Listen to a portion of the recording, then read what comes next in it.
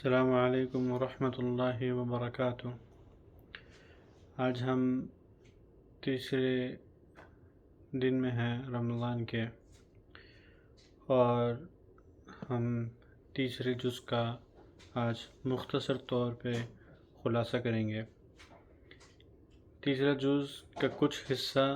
جو ہے وہ سورۃ البقرہ میں سے ہے، اور کچھ حصہ جو ہے سورۃ آل عمران سے ہے۔ سورہ بقرہ کو کنٹینیو کرتے ہوئے تیسرے پارے میں شروعات میں اللہ تعالیٰ ہمیں بتاتے ہیں کہ جتنے بھی رسول ہیں، بعض کا درجات بعض سے زیادہ ہے، بعض کا مرتبہ بعض سے زیادہ ہے۔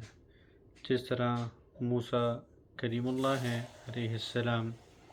اور عیسیٰ علیہ السلام معجزات میں سے ہیں، اس طرح ہر رسول کا ایک دوسرے پہ کچھ نہ کچھ مرتبہ ہے۔ اللہ تعالیٰ یہاں سے شروع کرتے ہیں تیسرا جز۔ اس کے آگے بڑھتے ہوئے ہمیں آیت الکرسی ملتی ہے، جس کے بہت سارے فضائل ہیں، اور یہ اللہ تعالیٰ کے تمام صفات کو یہاں بیان کیا ہے۔ آگے چلتے اللہ تعالیٰ بتاتے ہیں کہ اللہ تعالیٰ کس طرح دوست ہے ان ایمان والوں کا، ان کو کس طرح ظلمات سے، اندھیروں سے اجالوں میں لے کے آتے ہیں، اور اس کے برعکس شیطان کس طرح ہدایت سے گمراہی کے راستے پہ لوگوں کو لے کر آتا ہے۔ آگے چلتے ہوئے اللہ تعالیٰ ابراہیم علیہ السلام اور جو بادشاہ تھے نمرود، ان کا ایک چھوٹا سا قصہ بتاتے ہیں، جہاں نمرود اللہ تعالیٰ کی وحدانیت کو ٹھکرا رہے ہوتے ہیں،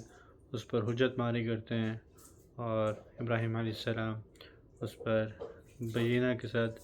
دلیل کے ساتھ ان سے بات کرتے ہیں۔ پھر مزید آگے چلتے ہوئے ابراہیم علیہ السلام کس طرح اللہ تعالیٰ سے عین الیقین کے طور پر سوال کرتے ہیں کہ کس طرح مردہ کو زندہ کیا جاتا ہے، اور اللہ تعالیٰ پھر انہیں کہتے ہیں کہ وہ 4 پرندے لیں، انہیں ذبح کریں، انہیں آپس میں ملا کے ایک ڈھیر بنا دیں، اور پھر ان ڈھیر میں سے الگ الگ پہاڑی پہ رکھ دیں، اور پھر وہ واپس اپنی شکل میں، اوریجنل شکل میں ہو کے آئیں گے۔ اور اللہ تعالیٰ یہ بھی بتاتے ہیں اس میں کہ ایک شخص تھا بیت المقدس میں، عزیر نام کا،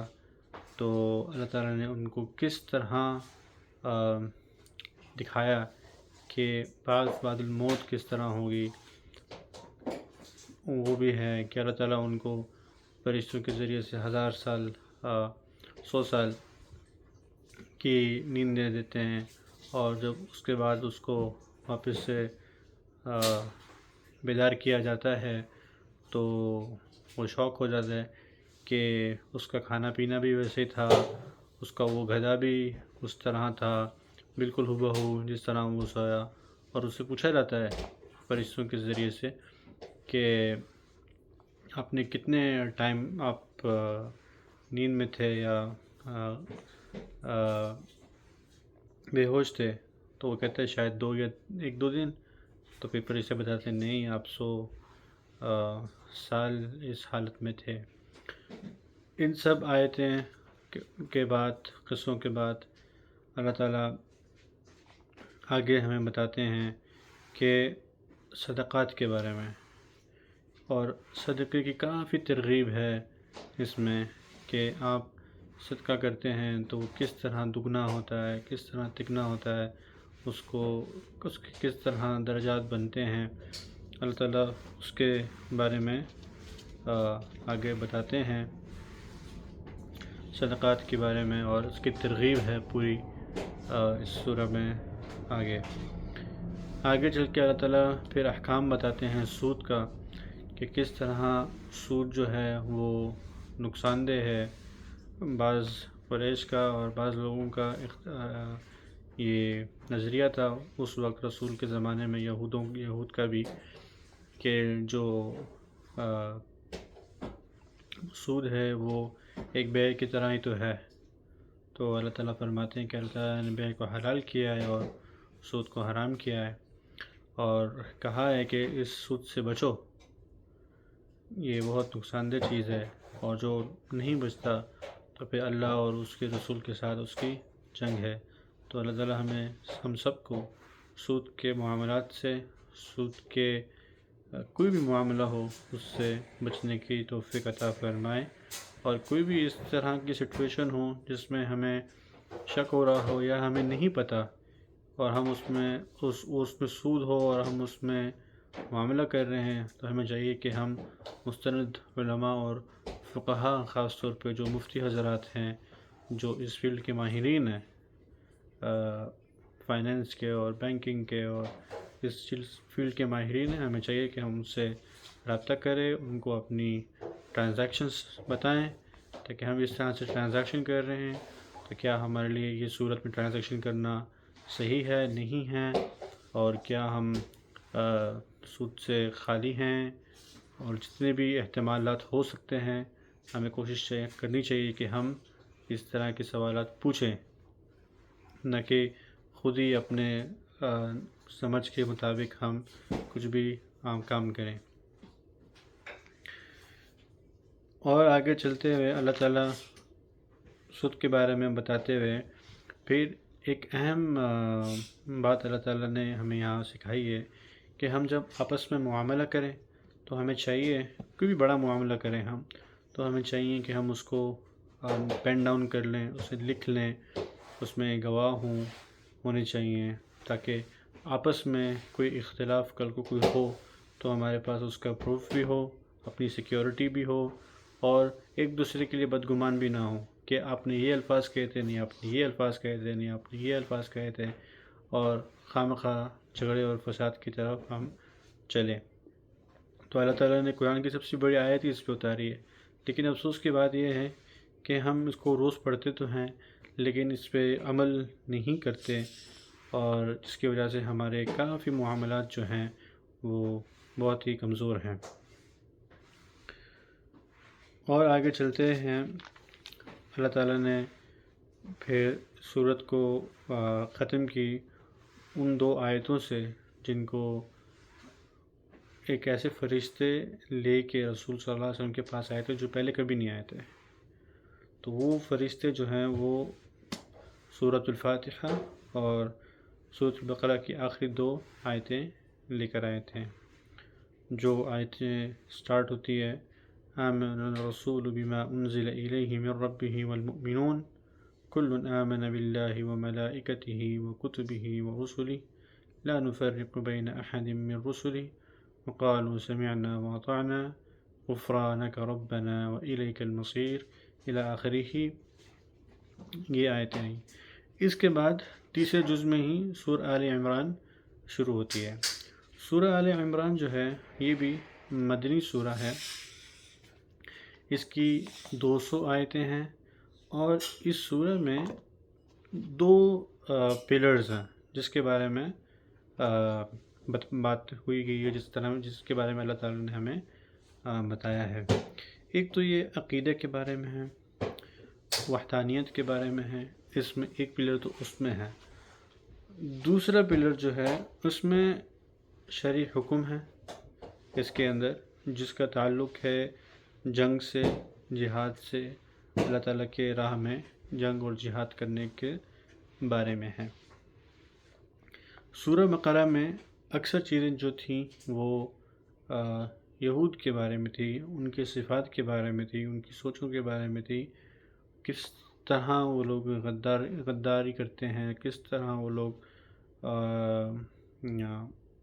مکر کرتے ہیں، کس طرح دھوکہ کرتے ہیں، ان کے بارے میں تھی۔ اس صورت میں جو نصران ہیں ان کے بارے میں اللہ تعالیٰ نے بتایا ہے کہ ان کی سوچ کس طرح ہے اور ان کا عقیدہ کس طرح ہے، اس کے سلسلے میں اس سورۃ آل عمران میں تیسرے پارے میں بتایا۔ اس سورہ کو سورہ آل عمران اس لیے کہا جاتا ہے کیونکہ مشہور قصہ بیان ہیں اس میں آل عمران میں سے، جو مریم علیہ السلام کی جو والد ہیں، تو مریم علیہ السلام کے بارے میں اس میں مشہور قصہ ہے، تفصیلاً ہے، وہ بیان ہے۔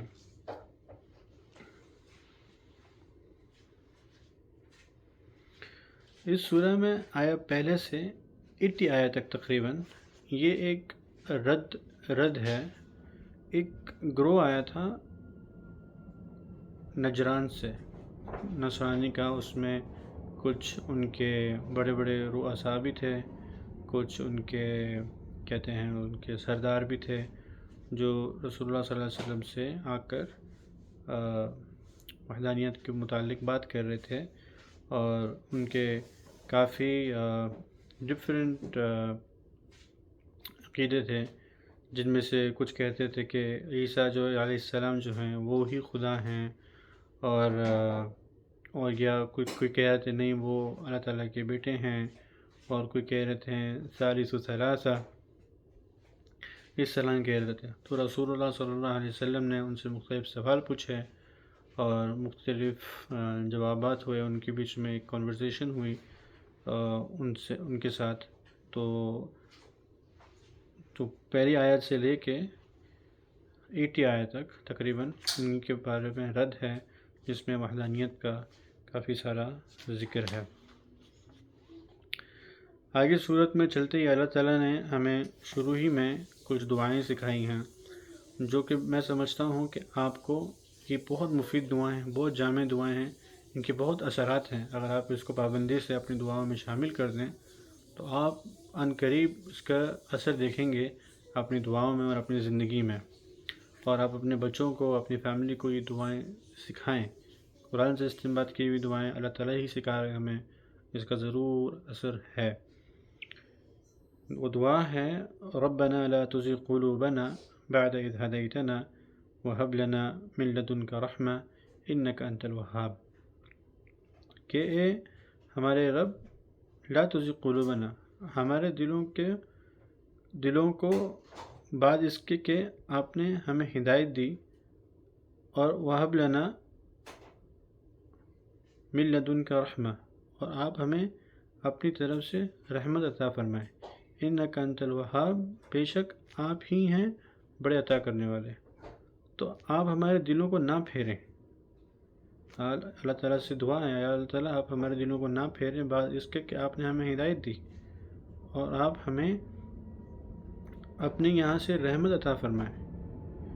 کیونکہ یقیناً بے یقیناً آپ ہی ہیں خیر العطا، بڑے عطا کرنے والے ہیں۔ بہت جامع دعا ہے، اور ہمیں دعا ہے اللہ تعالیٰ سے کہ اللہ تعالیٰ ہمارے دلوں کو ہدایت کے راستے پہ، نور کے راستے پہ، علم کے راستے پہ بنائے رکھے، اور گمراہی سے بچائے، اور اپنی رحمت میں رکھے جب تک ہماری سانسیں ہیں۔ اور دوسری دعائیں ربنا انک جامع الناس لیوم لا ریب فیہ، کہ اللہ تعالیٰ بے شک آپ ہی ہیں جمع کرنے والے لوگوں کو اس دن، یعنی قیامت کے دن، لا ریب فیہ، جس میں کوئی شک نہیں ہے، یہ دن آنا ہی آنا ہے، اس میں ہمارا ایمان ہے۔ ان اللہ لا یخلف المیعاد، یقیناً اللہ نہیں توڑتا اپنا وعدہ۔ یہ دعا ہمیں سیکھنی چاہیے، اور ہمیں اس کو پابندی سے اپنے دعاؤں میں شامل کرنا چاہیے۔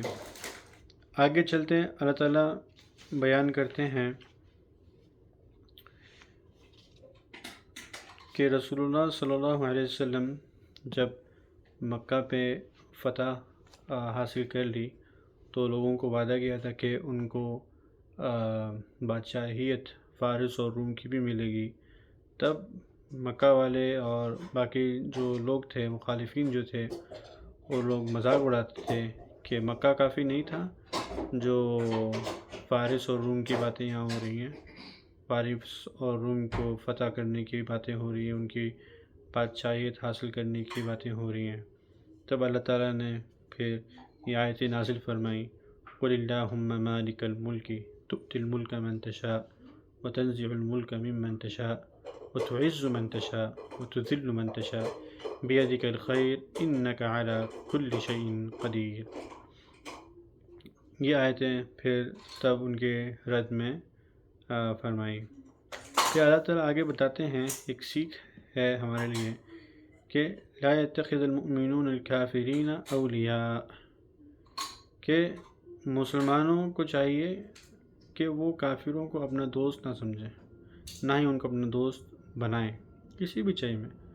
بھی چیز میں الا ان تتقوا منہم تقاہ، الا کہ آپ کو کوئی ایسی صورت میں ہوگے کہ آپ جو ہیں آپ کے پاس کوئی چارہ نہیں ہے اور کسی ڈر سے آپ کر رہے ہیں، حالت کوئی اضطراری آ گئی آپ پہ کہ آپ کے پاس کوئی آپشن نہیں ہے مگر آپ کو ان کی ہیلپ لینی پڑ رہی ہے، تو اس صورت میں ٹھیک ہے، ورنہ عام طور پہ ہر چھوٹی چھوٹی چیزوں کے لیے آپ کو نہیں چاہیے کہ آپ ان سے ہیلپ لیں یا ان کی مدد لیں یا ان کا سہارا لیں اور ان کی نصرانیت اور ان کی صحبت میں صحبت طلب کریں۔ آگے چلتے ہوئے اللہ تعالیٰ پھر مریم علیہ السلام کا قصہ بتاتے ہیں کہ کس طرح مریم علیہ السلام کی والدہ نے تمنا کی تھی کہ ان کو بیٹا چاہیے جو خالصاً عبادت کے لیے ہوگا، لیکن اللہ تعالیٰ نے ان کو بیٹی عطا فرمائی، اور یہ بیٹی بیٹوں جیسی نہیں تھی بلکہ ان سے بڑی تھی عظمت میں، اور کیونکہ اللہ تعالیٰ کو کام لینا تھا مریم علیہ السلام سے اور یہ دلیل قائم کرنی تھی دنیا میں وجود کی، تو اللہ تعالیٰ نے پھر ان کو پیدا فرمایا۔ پھر آگے چلتے اللہ تعالیٰ نے زکریا علیہ السلام کو ان کی کفالت عطا فرمائی، اور پھر کس طرح مریم علیہ السلام نے عیسیٰ علیہ السلام کو کنسیو کیا، اور پھر کس طرح وہ سلسلہ چلا، انہوں نے کس طرح ان کو ڈیلیور کیا، پھر لوگوں نے کس طرح سوال اٹھانا شروع کیے، اور پھر اللہ تعالیٰ پھر آگے فرماتے ہیں کہ کس طرح عیسیٰ علیہ السلام نے اپنی کس طرح انہوں نے مہدیت چھوٹے اس میں ہی بات کرنا شروع کر دی، اور کس طرح انہوں نے جواب دیے، ان کی کیا کیا معجزات تھے جو لوگوں کو دکھائے تھے، پھر کس طرح یہود لوگ ہر درمی پہ اتر آئے تھے اور کس طرح ان کے خلاف پلاننگ کی کہ ان کو قتل کیا جائے، اور پھر اللہ تعالیٰ نے ان کو کس طرح رافع کر لیا اور ان کو اس پلاننگ سے یہود کو اس پلاننگ میں کامیاب نہیں ہونے دیا۔ یہ مختصراً طور پہ سورہ آل عمران کے بارے میں ہے جو تیسرے جز میں ہے۔ انشاءاللہ ہم آگے جس طرح دن جائیں گے ہم مختصراً ہر جز کے متعلق بیان کرتے رہیں گے۔ جزاکم اللہ خیراً، آپ واچنگ دیکھنے کے لیے بہت بہت شکریہ۔ امید ہے کہ آپ کو اس سے بہت فائدہ ہوا ہوگا، آپ کو ایک مختصر طور پہ اچھا سا خلاصہ ملا ہوگا۔ جزاکم اللہ خیراً، السلام علیکم ورحمۃ اللہ وبرکاتہ۔